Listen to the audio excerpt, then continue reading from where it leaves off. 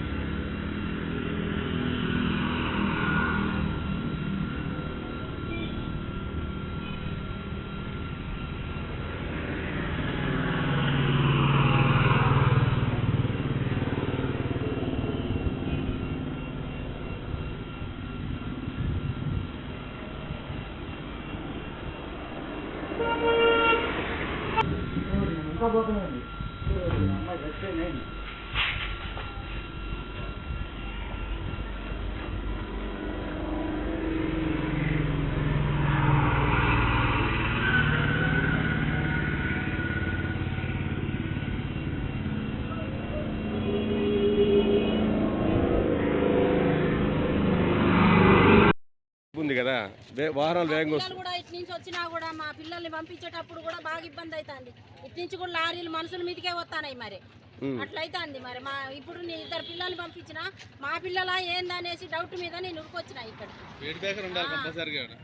Speed breaker కంపల్సరీగా ఉండాలి. ఏడన్నా ఉండాలి, ఎటన్నా కెళ్ళి ఉండాలి. స్పీడ్ బ్రేకర్ వచ్చేటోడు పోయేటోడు బ్రేక్ పట్టుకునే వస్తారు, బ్రేక్ పట్టుకునే పోతాం. లారీలు కూడా పోవట్లేవు, ఇటే వస్తాయి. ఓకే అమ్మా.